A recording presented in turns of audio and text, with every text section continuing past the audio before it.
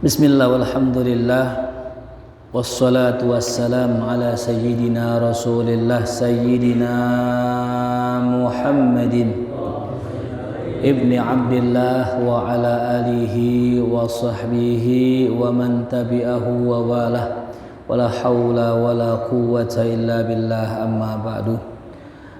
Hadratul mukarramun, segenap para alim wal ulama, para asatidah, para guru-guru, wabil khususnya yang sama-sama kita hormati Al-Mukarram Ustadz Zainuddin dan juga para hadirin pengurus DKM daripada Masjid Jami Al-Mu'awanah yang saya cintai.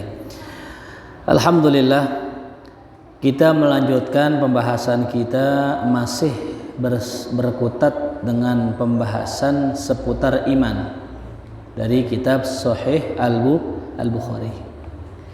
Perlu kita tahu bahwasanya Imam Bukhari dalam menulis hadis ini, setiap kata, setiap hadis yang disebutkan beliau itu menulisnya setelah sholat istikharah. Jadi kalau ada satu hadis, satu ayat yang beliau kutip, itu pasti hasil dari istikharah.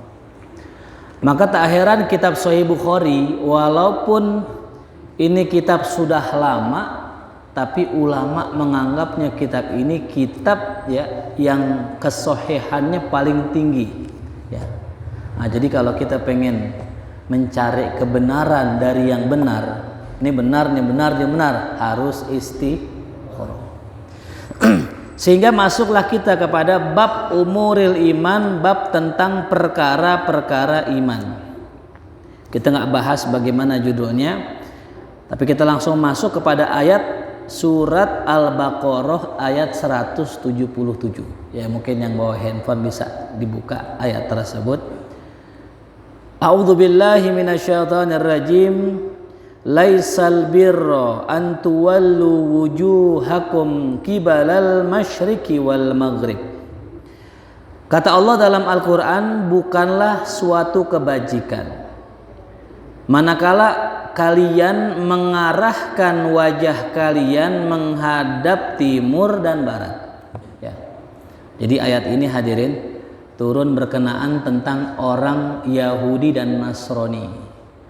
Mereka orang-orang yang membanggakan kiblat-kiblat mereka. Jadi kan Rasulullah sebelum kiblatnya menuju Ka'bah, Rasul itu kiblatnya di mana?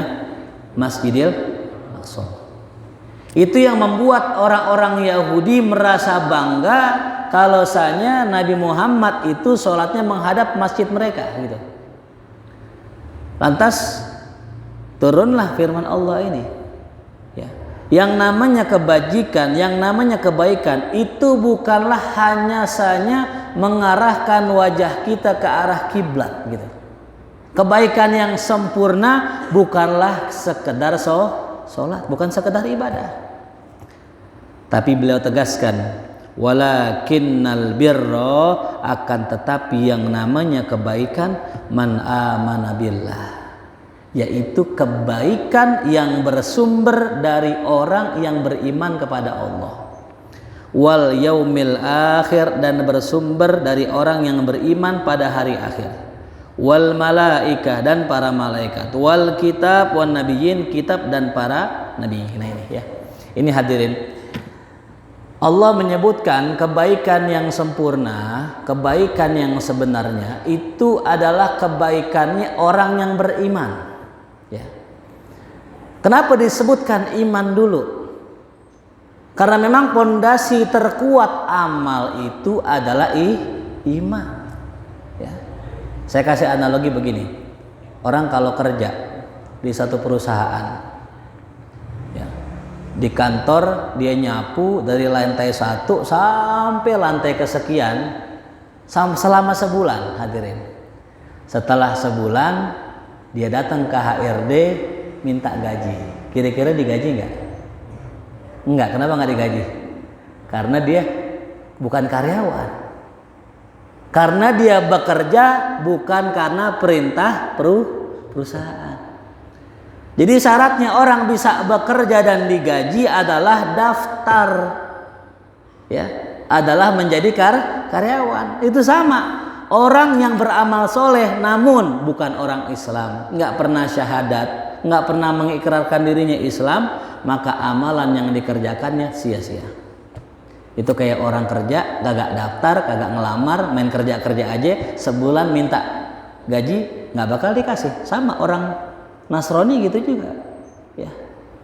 Nanti ini di hari kiamat orang Nasrani yang kadang-kadang suka nyumbang, kadang-kadang suka sedekah, bahkan kadang maulid ikut partisipasi, dapat gak syafaat Nabi? Enggak. Ya. Jelas para hadirin. Jadi kebaikan yang sempurna harus memiliki pijakan nilai akidah. Harus berdasarkan iman. Makanya puasa begitu juga. Man soma Ramadana imanan wahtisaban. Harus iman dulu hadirin. Seandainya ada orang berpuasa dari pagi sampai sore nggak makan, sebenarnya dia bukan puasa, emang nggak punya makanan. Kira-kira puasa bukan hadirin? Bukan puasa, karena puasanya bukan karena iman. Atau dia berpuasa hadirin, cuman biar sakti. Katanya kata gurunya kalau puasain amalan ini ntar nggak nempan dibacok gitu katanya. Dipuasa dari pagi sampai sore disebut puasa enggak? Enggak, karena bukan karena keimanan. Ya. Makanya pelajaran akidah itu penting. Saya kebetulan lagi baca buku tentang masalah ya pendidikan anak. Tarbiyatul aba lil abna. Bagaimana mendidik seorang bapak kepada anaknya. Ternyata yang paling dahulu kita ajarkan kepada anak bukan sholat, bukan fikih, bukan apa, tapi mengenal Allah. Dari kapan mengenal Allah itu? Sejak mencari istri. Nah ini ya. Cara mendidik anak itu yang betul bukan ketika anaknya lahir, tapi sejak kita memilih siapakah calon istri kita. Itu. Karena yang paling kuat genetika itu bukan dari bapak, sebenarnya dari ibu. Ya. Kalau kita pengen punya anak cerdas, cari istri yang cerdas, insya Allah anaknya cerdas. Kalau kita pengen punya anak seorang ulama, cari istri yang turunan ulama. Ya, asal jangan tanjakan. Rada berat soalnya tuh. Cari itu ya. Jangan sembarangan ya. Nauzubillah min dzalik. Ya. Istri dari keluarga pezina akan melahirkan anak pezina. Karena zina itu hutang. Ya, zina itu hutang. Kalau istri kita pezina dengan ada orang begini, nggak apa-apa Ustadz, saya nyari pelacur. Ntar tuh pelacur saya didik Ustadz, saya ajak ngaji, saya suruh taklim, ntar juga bener. Gitu. Ternyata nikah tuh orang, ini kisah nyata ya. Setelah nikah berumah tangga, nah, namanya rumah tangga kan fluktuatif, naik tuh, turun. Di saat iman si istri naik, ngikut suaminya ngaji, kemana juga ngaji, berangkat. Pas imannya turun, akhirnya si istri balik kepada kebiasaan lamanya. Itu. Jadi kita kalau pengen didik anak, nomor satu cari apa? Cari istri yang benar. Ya, istri yang kira-kira baik buat agama kita. Itu. Jelas paham? Setelah kita didik, setelah kita nyari istri, nah ya. Kosongkan rahim istri kita 40 hari hadirin. Jadi kalau makanan haram kita makan tuh 40 hari ngendep di badan kita. Selama 40 hari kita dihukum sama Allah berat melakukan aktivitas ibadah. Jadi kalau ngaji rada ngantuk, giliran ya pusreng, main game seger, ya, ibadah rada ngantuk, tahlilan ngantuk, tapi giliran main karambol melek sampai subuh. Nah, ini alamat hadirin. Ada makanan yang haram yang kita nggak tahu ya masuk ke dalam tubuh kita 40 hari. Ya. Nah syukur-syukur 40 hari bersih. Ada yang 40 hari baru jalan seminggu masuk lagi, nambah lagi 40 hari lagi. Ya. Jadi bertambah. Jadi berapa hari? Jadi 50 hari. Kenapa? Udah jalan seminggu, udah jalan 10 hari, makan yang haram lagi, nambah lagi. Tuh. Makanya kalau kita nih lagi rajin ibadah, lagi enak ibadah, main ke rumah teman kita, disediain kopi ame rokok, pas kita isap, abis ngisap paginya kita kesiangan subuhnya, malam tanya teman kita. Tuh rokok dari mana itu? Rokok mungut apa beli itu? Jangan-jangan rokok kolekan lah gitu. Itu bisa jadi nggak jauh. Ya. Habib Mundir pernah cerita dulu, waktu beliau tuh main ke rumah orang dikasih sate, hadirin dikasih sate. Pengen makan ragu, cuman kan tamu. Kalau yang namanya tamu, ya disediain makan. Cuman ragu hati beliau. Makan, malamnya ngimpi dikejar-kejar sampai tikus, hadirin. Insya Allah. Mungkin Allah alam ya. Mungkin bukan tikus itu kali, bukan, tapi subhat. Ya. Ini hadirin. Jadi setelah kita cari istri yang baik, kasih nafkah yang baik. Habis lahir, nah ini dia. Talkinkan kalimat-kalimat thayyibah tuh ya. Azanin. Ya. Azan kuping apa? Kanan, qomat kuping kiri. Sama aja Ustadz. Yang mana aja? Nah ini nih orangnya yang ngajinya sampai depan pagar musola doang begini nih. Yang namanya kuping kanan kan jelas kuping kanan sini. Dalilnya dia apa? Denger juga. Saat kalau kita di sebelah sini juga denger juga. Beda. Beda. Ya. Kita bisikin kuping kanannya dengan azan, kuping kirinya dengan apa? Qomat. Ini penting hadirin. Jangan sampai telat.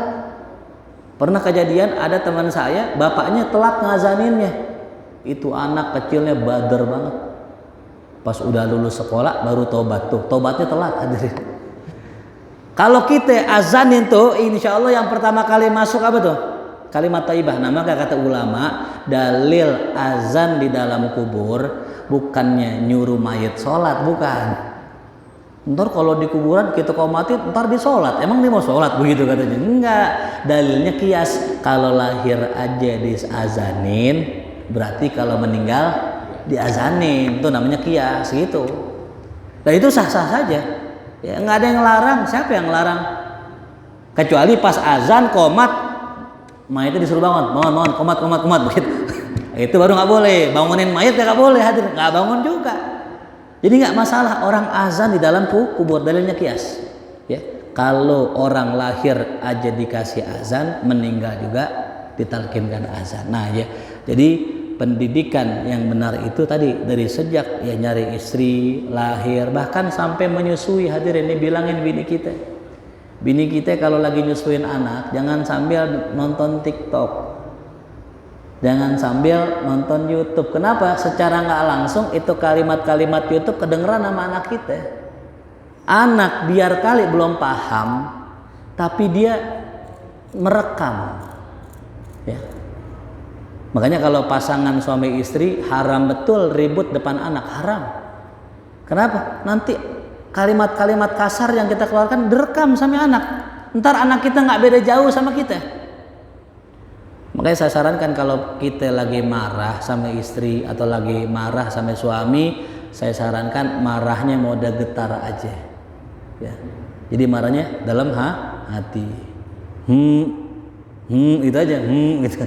Mode getar kayak HP Asia zaman dulu tuh, bunyi gitu. Udah aman dah tuh, nggak bakal terjadi ya ngajarin anak yang enggak kan banyak. Ya. Anak kecil ngomongnya dasar kalbun, tahu kalbun ya? Bahasa Arab kalbun ya. Kalau saya Indonesiain kasar dah. Pakai bahasa Inggris kali ya, dog gitu dog. Ya. Dasar khinzir itu. Kita tanya ente belajar di mana? Ada yang ngajarin kagak? Terus belajar di mana? Bapak saya tiap hari ngomong begitu mau istri sama mak saya. Tuh. Ya. Jelas aja. Jadi kebaikan itu harus dibangun dari apa tadi? Iman. Ya. Nah kemudian wa atal mala ala hubbihi dzawil qurba wal yatama wal masakin wa ibnas sabil wasailina wa fir riqab. Yang kedua, ya. Yang namanya kebaikan yang kedua haruslah dibangun ya dengan asas sosial ya. Orang berbuat baik, rajin sholat, ibadah, ya beriman kepada Allah tapi nggak sosial, maka tidak sempurna kebaikannya. Maka diisyaratkan dalam Al-Quran wa atal mala ala hubbihi, dia itu memberikan harta ala hubbihi. Ini kata ulama, kalimat ala hubbihi ini maknanya apa yang dia suka. Jadi kalau kita memberi orang kalau bisa apa yang kita suka. Ya, ada salah seorang ulama dikisahkan dalam tafsir Ibnu Katsir, namanya Abdullah bin Umar, anaknya Sayyidina Umar. Suatu hari beliau lagi sakit hadirin, pengen makan anggur. Kemudian disuruhlah pembantunya beliin anggur di pasar. Udah beli di pasar, dibawa ke rumah, pengen dimakan, tiba-tiba ada yang ngetok pintu. Assalamualaikum. Assalamualaikum. Coba tolong dilihat siapa. Ternyata tukang minta. Sayyidina Umar ingat, wa atal mala ala hubbihi miskinan wa yatiman wa asira. Ya. Jadi yang namanya orang baik, orang ihsan, itu dia memberikan apa yang dia suka, bukan sekedar memberikan. Dia ingat tuh ayat, tolong nih anggur yang saya beli dari pasar, kasih tukang minta-minta. Masya Allah. Padahal lagi ini luar biasa ya. Apalagi kepada siapa diberikan? Dzawil qurba, yang nomor 1, yang namanya orang sedekah, utamakan dulu kerabat, orang dekat ya. Jangan kita itu sedekah ke yang jauh nyampe, yang dekat kagak nyampe itu ya. Siapa yang dekat? Kalau kata ulama, cari yang pintunya dekat sama rumah kita. Ya. Kalau kita punya rumah, kan ada pintu kanan tetangga kita, pintu sono tetangga kita. Kita list aja, kita list. Ya. Sekarang mungkin dia, besok sono, intinya gitu. Jangan dia mulu, jangan, di list aja. Di list sampai orang-orang yang sekitaran rumah kita dapat. Ya, nggak usah jauh-jauh dah. Kita kalau mau ngasih makanan nggak usah modal, nggak pakai modal, ada caranya. Gimana? Ikut tahlilan. Pulang bawa apa tuh? Bawa berkat. Berkatnya kasih siapa? Tangga. Tuh simple. Ikut 40 harian. Ntar ada yang namanya angkat fidyah. Dapat apa tuh? Beras. Jangan sampai tuh beras nyampe rumah. Sebelum sampai rumah, taruh ke rumah tetangga kita yang miskin. Ingat yang jangan taruh di rumah ini ustadz dikasih fidyah. Karena fidyah itu to'amu miskin. Fidyah itu makanannya orang miskin. Jadi kalau kita ngasih ustadz kagak pas, kecuali ustadznya miskin. Lah ustadznya naik mobil, demannya Alphard lagi mobilnya, dikasih beras fidyah. Nah ngotor-ngotorin beras rumah gua aja. Udah begitu beras banyak kutunya lagi. Jangan hadirin ya. Zakat nggak boleh dikasih ustadz. Sama. Karena zakat adalah awsafun nas, kotoran manusia. Masih kita tega ustadz kita kasih kotoran harta orang, jangan. Ya. Udah jarang-jarang setahun sekali deh. Saya mau tanya, beras 50 kilo berapa ribu? Beras 50 kilo berapa ribu? Hah? 500 dah, kurangin dah ya sama teman, nggak apa-apa ya 500. 500.000 buat setahun kita kasih ustadz, ringan apa berat? Ringan buat orang yang ngajarin kita akhirat. Ya. Jadi mudah-mudahan kalaupun ada tolong dirubah. Ya. Bukannya salah, nggak salah. Kalau ustadz emang miskin nggak salah hadirin. Cuman masalah kadang-kadang ada ustadz yang kaya. Ya. Cirinya ustadz kaya itu kalau jalan miring sebelah, keberatan dompet sini. Sampai dompet susah ditekuk hadirin itu. Saking banyaknya undangan tausiah tuh. Makanya Sayyidil Walid Habib Abdurrahman bin Ahmad As-Segaf Bukit Duri itu kalau beliau ngajar ceramah apa, ntar beliau cari ustadz kampung yang orang kagak ngehin. Dia ngajar Quran, ngajar ngaji, ngajar Iqra, kadang ngajar kitab. Cuman memang begitu dah, ya. Nah itu yang dicari sama Sayyid Walid yang begitu tuh. Kenapa? Dalam kitab Ta'lim Muta'allim, ya. Kalau kita pengen punya anak ulama, perhatiin ulama ustadz yang begitu. Dia ngajar ikhlas, dia ngajar lillahi ta'ala, tapi nggak ada yang perhatiin. Tuh. Lain sama antum ke Habib Hasan, ya, masya Allah jamaahnya banyak, ribuan. Kalau salaman biasanya ngamplopin tuh. Yang begitu bukan nggak boleh, bukan bagus. Cuman lebih bagus lagi antum sisakan juga uang buat mereka ini. Coba guru ngaji Quran berapa gajinya ya? Kalau zaman dulu di zaman khalifah guru Quran sebulan 1 M. Masya Allah. Kiai yang ngajar kitab 1,5 M. Ya. Kalau punya gaji segitu, saya ngajar semalam doang, sebulan tidur. Kenapa? 1 M udah cukup tuh ya. Tapi nggak begitu mereka ya, luar biasa tuh ya. Jadi keluarga dulu, kerabat dulu. Kenapa kerabat?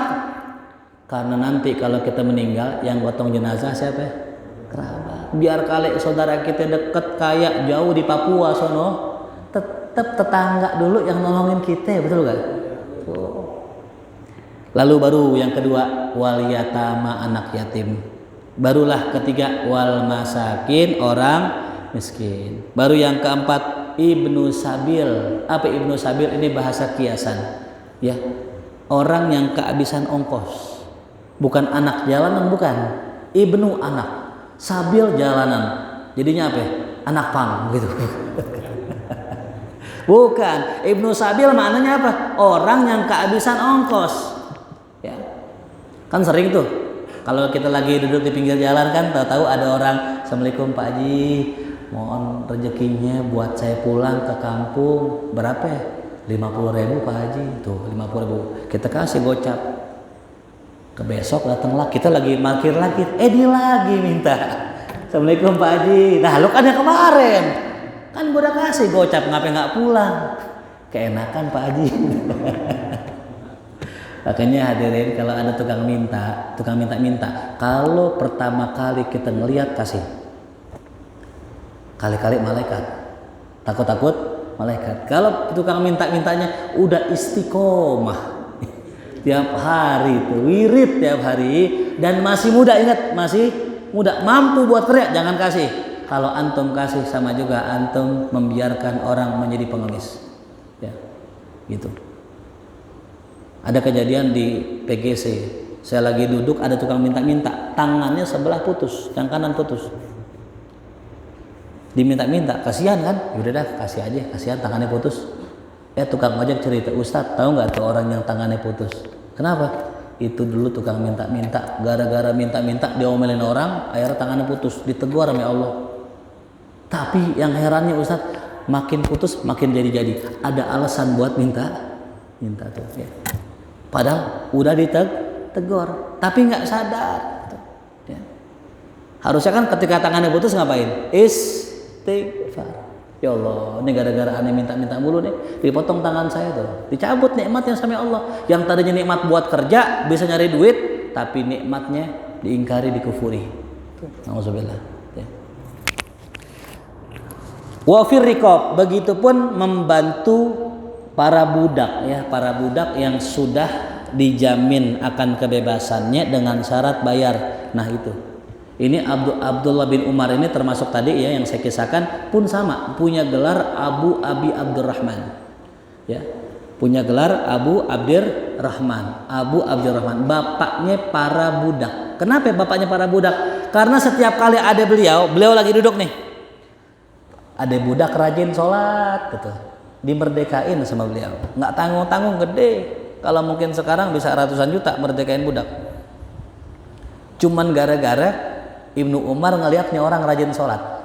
Pokoknya ada budak rajin ibadah dibebasin. Nah sehingga banyak budak-budak yang ria depan beliau, ya, pura-pura sholat, ngepasin biar dilihat sama siapa? Abdullah bin Umar. Tetap dimerdekakan. Pertanyaannya gini, kalau ada orang riya sama kita, berharap dengan dia itu ibadah kita akan bagi duit, terus kita bagi duit, apakah kita orang yang ketipu? Enggak. Ya. Terus kalau ada orang misalnya coba-coba nipu kita, dia nih aneh Ustadz, ini aneh jualan madu, emang berapa madunya? Ya pernah nggak begitu? Harganya 500.000 atuh, oh gitu, yaudah nih kasih, ada bayarin. Ternyata pas kita cek harganya cuma 100.000. Apakah kita ketipu? Enggak. Ya. Enggak ada istilah orang ketipu kalau niatnya benar. Ya. Enggak ada. Bahkan ketika dia memberikan duit itu, nanti Allah ganti dengan rezeki yang lain. Ya. Jadi sebenarnya enggak ada tuh orang kehilangan barang, enggak ada. Ya. Barang nggak ada yang hilang, cuman pindah. Cuman apa? Pindah. Yang tadinya motor di rumah pindah ke rumah maling. Barangnya hilang nggak? Enggak, cuman apa? Pindah. Jadi kalau yang kehilangan motor jangan sedih, motornya nggak hilang, cuman apa? Pindah dan dijual. Saya pergi ke Belitung, Bangka Belitung sono. Itu saya kagum sama orang sono. Kenapa? Kagumnya motor di pinggir jalan geletak, kunci nempel, kagak ada malingnya. Kenapa nggak ada malingnya? Karena nggak ada akses buat ngejual. Kalau dibawa keluar pulau pasti ketangkep. Dijual di pulau pasti ketahuan. Udah tuh ya. Makanya kenapa orang Bali itu kan Suramadu ya, Surabaya dan Madura itu kan dibikinin apa? Jembatan. Sejak adanya jembatan Suramadu, tingkat kriminalitas makin tinggi. Ya.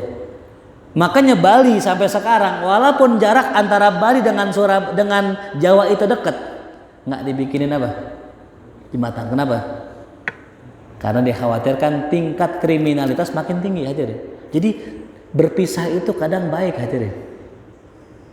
Ya, daripada bersatu tapi berbuat buruk. Ya.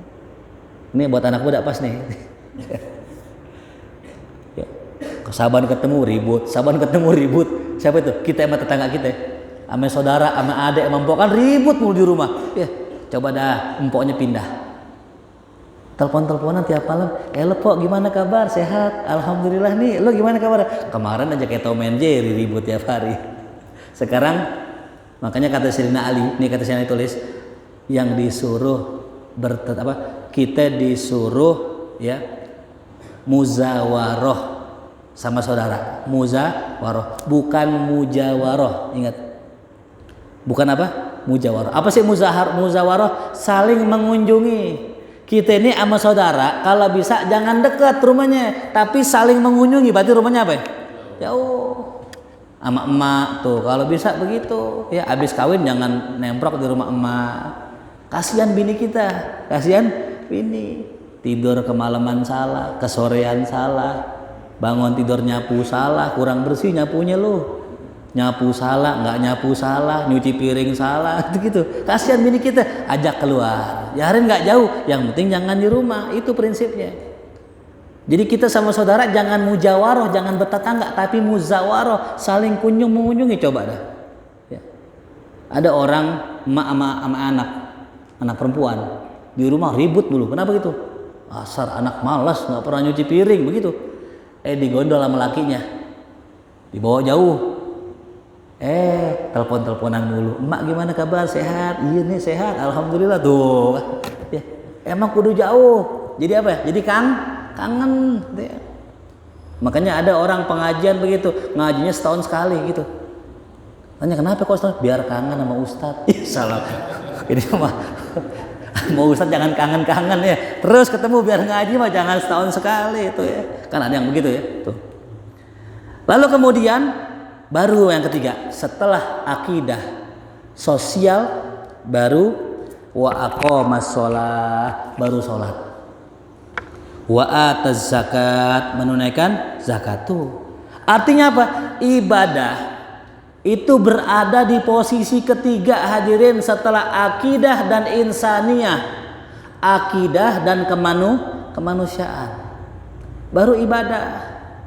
Ya. Jadi kalau kita betul-betul pengen menjadi hamba Allah yang sejati, nomor satu yang kita perhatikan iman dulu, kita perhatiin. Ibadah nggak usah banyak-banyak, yang wajib aja kita kerjain dulu. Itu pun kalau ya kurang kita tambahkan yang sunnah sedikit aja. Ya. Lalu yang kedua kemanusiaan, bagaimana hubungan kita dengan manusia, itu yang penting. Ada dalam kitab Adabul Mufrad karangan Imam Al-Bukhari juga, kitab yang lebih tipis. Itu dikisahkan ada seorang perempuan min ahli sholah, min ahli ibadah, tapi nyakitin kucing, miara kucing, cuman nggak dikasih empan. Itu kata Rasulullah, hiya min ahli nar, dia masuk neraka meskipun ahli sholat, meskipun ahli puasa, meskipun ahli Quran, masuk neraka cuman gara-gara hubungan dengan manusia, dengan makhluk jelek. Ya. Makanya ini mesti kita perhatikan betul ini hubungan kita dengan tetangga kita itu ya. Jangan sampai ada tetangga yang nggak pernah kita kirimkan hadiah. Kita les tuh tetangga kita. Tuh. Cuman kalau udah ngirim hadiah jangan ngarep balik ya. Tuh. Karena biasanya orang tuh ngirimin singkong sepiring, berharap pas balik piringnya ada lagi kue. Gitu. Ya. Ini khawatir hadirin. Kalau orang ya mikirnya begitu, nanti nggak ada ikhlas dalam ibadahnya. Jadi kalau kita udah ngirimin singkong sepiring, pulang piring doang, kagak kenapa? Alhamdulillah, berarti amal kita kagak dibalas di Kapan dibalasnya? Ntar di akhirat. Ada kiai sedekah 1 sarung, pulang dari masjid dikasih sarung 10 hadirin. Saya mau tanya, ya banyak gak 10? Dia nangis. Kenapa nangis? Ya Allah, mudah-mudahan ini bukan balasan engkau di dunia sehingga saya nggak dapat balasan di akhirat. Nauzubillah. Makanya heran saya sama orang yang sedekah tapi ngarep baliknya di sini. Karena sedekah itu tujuannya bekal kita bukan di sini. Kalau dibalas di sini namanya persekot dah, bonus. Nabi ketika sampai kota Madinah, orang-orang nungguin Nabi. Nabi ngomong apaan ya? Ditungguin, Nabi ngomong gini, ya ayyuhan nas, wahai manusia, absus salam, tebarkan salam, wa'at imut to'am, kasih makan orang, wasil arham, sambung silaturahim, wasallu fil lail wan nasu niyam, salat di malam hari sedangkan orang tertidur, tadkhulul jannah bisalam, engkau masuk surga dengan selamat. 5 poin yang Nabi ucapkan. Pertama apa tadi? Salam. Salam itu ibadah sosial apa ibadah hablum minallah? Ibadah sosial. Yang kedua, ngasih makan orang. Sosial apa ibadah? Sosial. Yang ketiga, silaturahim. Baru yang keempat apa? Salat. Nomor 4 hadirin. Ya. Makanya orang yang rajin ke masjid, rajin ke musola, saban azan datang ke masjid, tapi dia nggak perhatikan orang miskin, anak yatim, fawailul lil musallin, celaka itu. Ya. Makanya kita kalau nggak punya duit buat acara santunan yatim, ya, apapun yang kita bisa kasih, apapun yang kita bisa. Mungkin Ustadz saya nggak bisa nyumbang, tapi saya siap tenaga saya pakai. Ustadz bikin acara santunan, saya panitianya, saya standby insya Allah. Tuh. Karena tadi kalau kita nggak ada perhatian dengan anak yatim, dengan fakir miskin, celaka kita. Makanya saya nyari istri, nyari yang yatim gitu. Ya. Nyari istri, nyari yang yatim. Kenapa? Otomatis emaknya janda. Sekaligus ngasih duit, ngasih nyantunin fakir, miskin dan janda. Tuh, ya. Itu hadirin. Tuh. Sekaligus double namanya. Ya. Tuh. Tapi kalau udah satu, udah jangan pakai nambah lagi. Ntar ada jamaah, Ustadz saya mau nyari istri lagi. Kenapa? Kata Ustadz nyarinya yang yatim gitu. Tuh. Ini yatim senior, yatim apa? Yatim senior. Tuh ya. Ada perempuan mau nikah, ya nyari suami. Cuman anaknya udah bisa narik gojek hadirin. Anaknya udah gede itu. Berarti perempuannya udah nenek. Kira-kira mau gak memang begitu? Gak mau. Nah itu berarti nikahnya karena hawa nafsu tuh ya. Nah, kemudian setelah zakat wal mufuna bi ahdihim idza ahadu, menunaikan janji kalau udah janji hadirin nih. Orang yang berjanji enggak menunaikan janjinya, dosanya dosa kecil hadirin. Bukan dosa besar. Ya. Kecuali yang dijanjikan besar, dosanya dosa apa?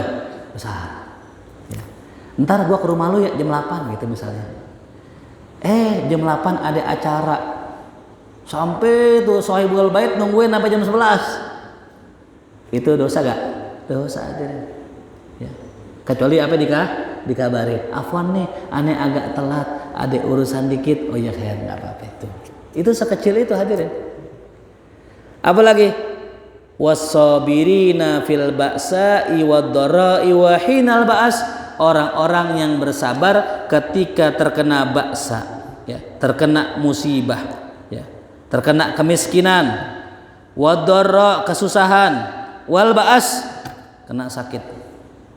Ya. Ini yang terakhir. Ulaikal ladzina shadaku, merekalah orang-orang yang jujur. Nih dia.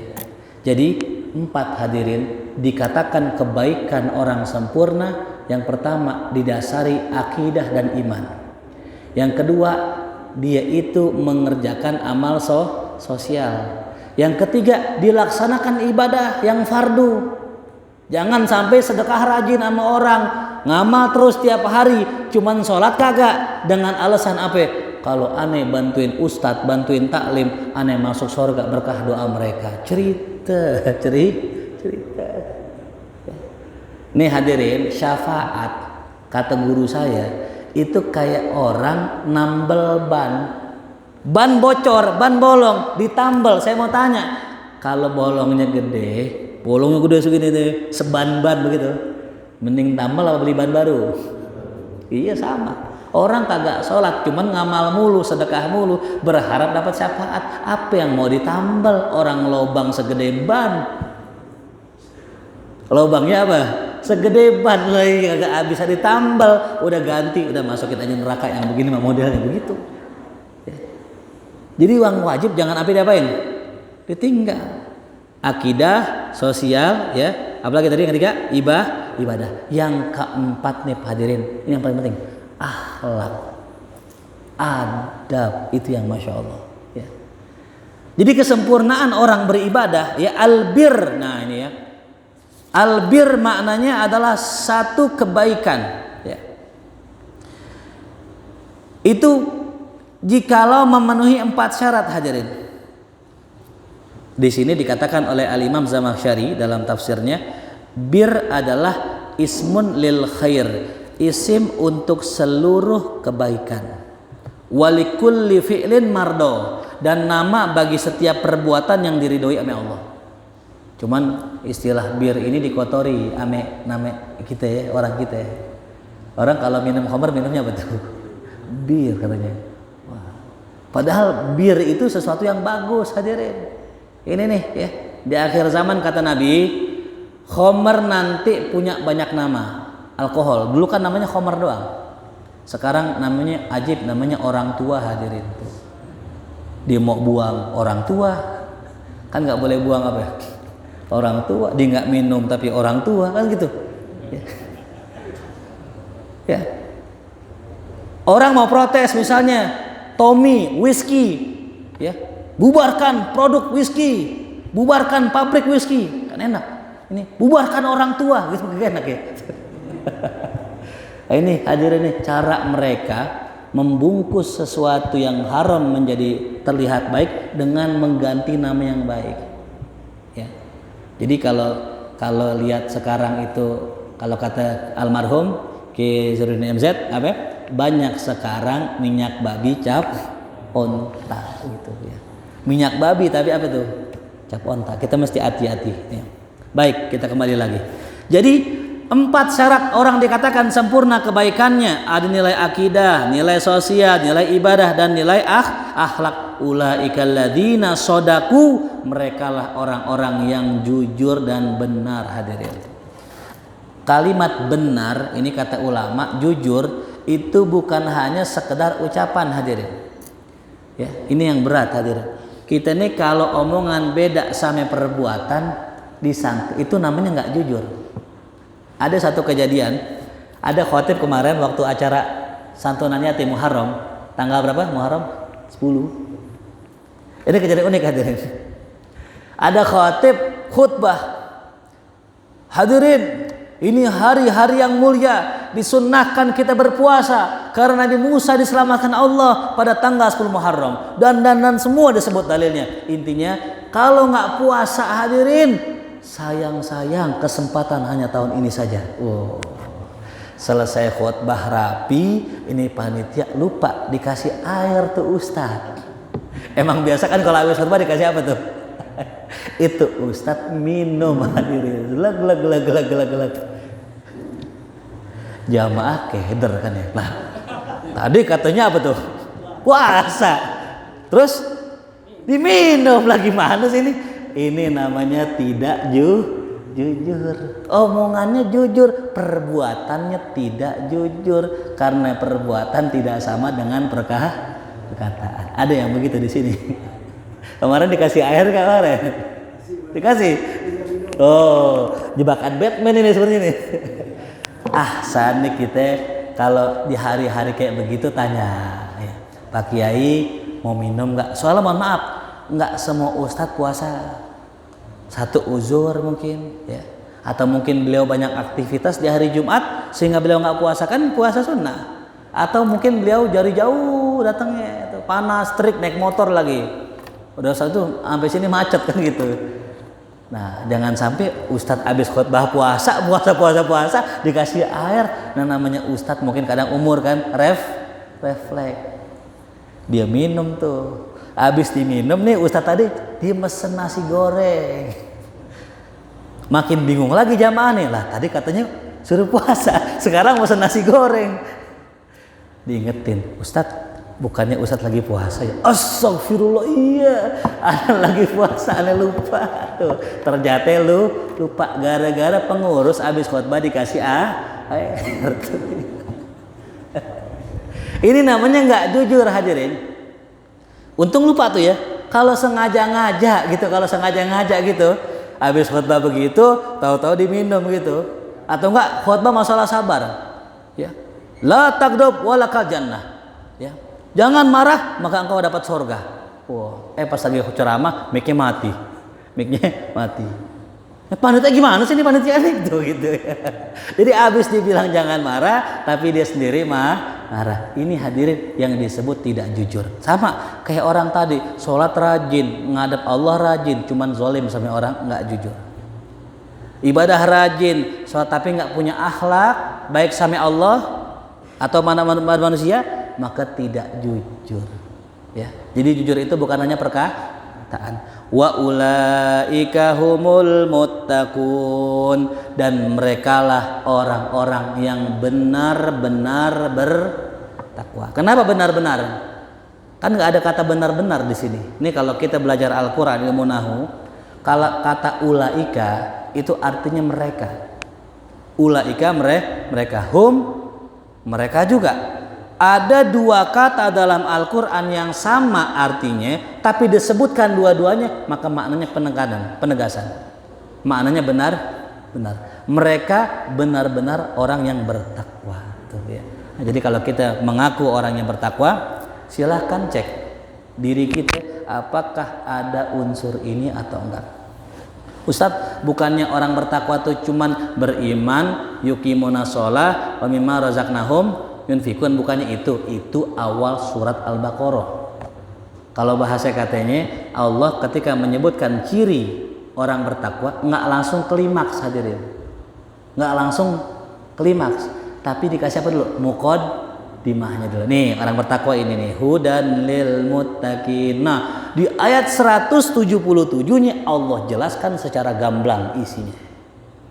Bahkan dalam surat Ali Imran lebih jelas lagi, siapa tuh orang bertakwa? Alladzina yunfikuna fis sarra'i wad dharra'i wal kaziminal ghaiz. Ada gak nahan marah di sini? Nggak ada kan? Wal afina aninas. Suatu hari ada seorang budak bawain sayur kuah ke Al Imam Ali Zainal Abidin As-Sajjad, masih cicitnya Sayyidina Husain, masih anak cucunya Sayyidina Husain. Ketika dibawain sayur kuah, tiba-tiba nggak sengaja kuah tuh kelempar ke bajunya beliau, aja dah basah. Saya mau tanya jamaah, kira-kira kalau lagi ada acara besar pakai baju khusus, kena kuah sayur kebuli misalnya gitu, kira-kira muka kita marah nggak? Oh marah, wajar. Beliau pun sama hadirin, mukanya marah. Kenapa? Lagi acara besar bajunya kena kuah. Pembantunya cerdas banget, dia baca ayat Quran. Wal kaziminal ghaiz. Tuhan, orang bertakwa itu suka menahan marah. Dia ngusap darahnya. Masih kurang. Ntar selesai dari sini nih, ana dipecat gitu. Wal afina anin nas. Bukan hanya menahan marah, tapi kudu maafin orang. Tuh sempurna dah tuh. Akhirnya udah, kalau begitu ente ane merdekakan. Oh, dimerdekain tuh, bukan malah dihukum tapi diapain? Tuh ya, Masya Allah. Ulaika humul muttaqun. Merekalah orang-orang yang bertakwa. Mudah-mudahan Allah jadikan kita orang-orang yang bertakwa zahiran wa batinan. Allah bersihkan hati kita, Allah bersihkan diri kita agar kita bisa menjadi orang-orang yang luas hatinya, yang mudah menahan marah dan mudah memaafkan orang lain. Ala hadhihi niyyah al-Fatihah. A'udzu billahi minasyaitonir rajim. Bismillahirrahmanirrahim. Alhamdulillahi rabbil alamin. Arrahmanir rahim. Maliki yaumiddin. Iyyaka na'budu wa iyyaka nasta'in. Ihdinas siratal mustaqim. Siratal ladzina an'amta 'alaihim ghairil maghdubi 'alaihim waladdallin. Amin. La bihaqqil Fatihah. Sirril Fatihah. Karamatil Fatihah. Iftah lana abwabal khair wa akhtim lana bil khair waj'alna wal hadirina min ahlil khair. Allahumma anfa'na bima 'allamtana wa 'allimna ma yanfa'una warzuqna 'uluman tanfa'una fid din wad dunya wal akhirah. Rabbana atina fid dunya hasanah wa fil akhirati hasanah wa qina adzabannar wa adkhilna jannah ma'al abrar ya aziz ya ghaffar ya rabbal alamin. Sallallahu ala sayyidina Muhammadin wa alihi wasallam. Walhamdulillahi rabbil alamin. Ya Rasulullah, salamun alaik ya Rafi'a.